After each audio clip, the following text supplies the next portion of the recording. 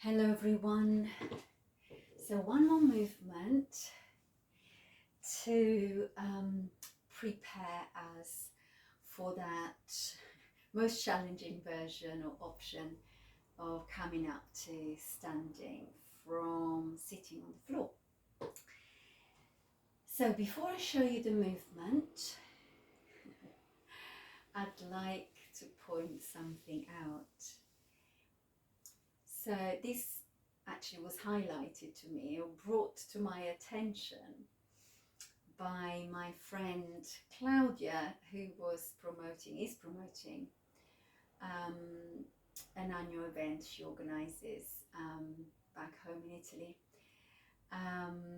which is about giving your body a voice, quite literally, because she's a voice coach, creative voice coach. So what we do is pretty much along the same lines, not so much voice orientated, but here we're also trying to give the body a voice. You don't want to drown that voice, you don't want to impose anything on the body. You want to allow the body to express itself. So the movements you make, the shapes you make, if you're into making shapes in yoga, I'm not that structured, as you know, but that's fine. So the body is meant to find a voice as you do that. So this movement that I'm going to show you, I normally practice it when my body tells me to practice it. It's not the other way around. I don't impose it on my body like any other movement. Anyway, so here's the movement. We've got the feet quite wide apart, but they could be closer, just a little bit wider than hip width. Whatever's comfortable for you. Generally with the feet wider apart, it's a little bit more challenging, so that's fine if that's what you want. And remember, the knees and toes need to be pointing in the same direction. So you can have the toes pointing out, but the knees need to point out as well. But if that's your habit, I would encourage you maybe to do something different so the body moves in a different way. Okay, so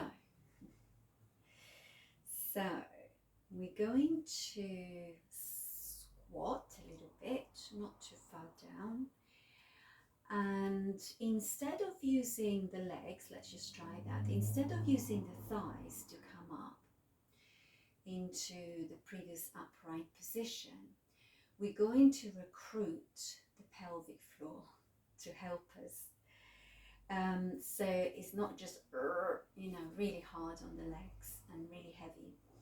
So it becomes much lighter, much more pleasant for the body to perform this kind of movement in everyday life. So, pelvic floor, imagine it's more or less diamond shaped, yeah, like that down there. So the front tip is your pubic bone, the back tip is, that one there, is your tailbone, and the two sides are the sitting bones. Yeah, and then you imagine you draw a cross, imagine drawing a cross in the middle of that diamond shape, and that gives you 4 triangles, 4 quadrants of your pelvic floor. Okay, so,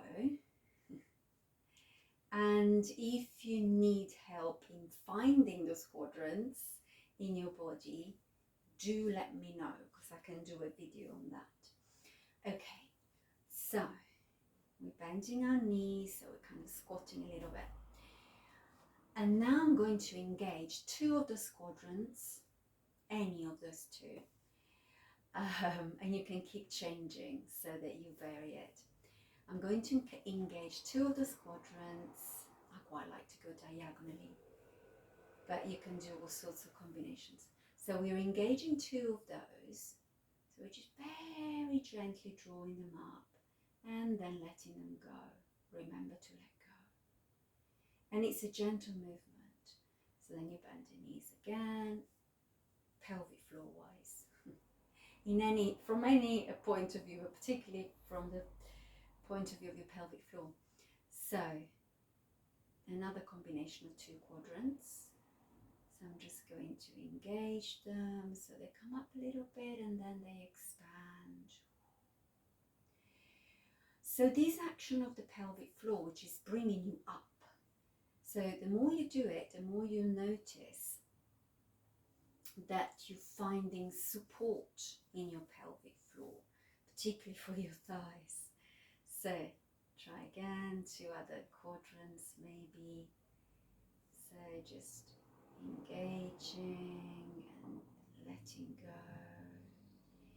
So you have this knitting together, but also this expansion.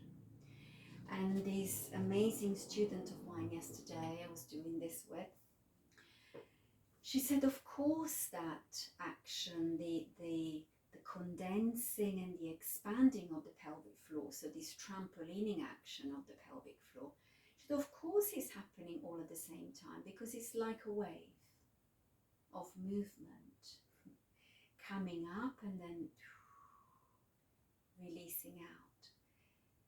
Fantastic. That's it. That is exactly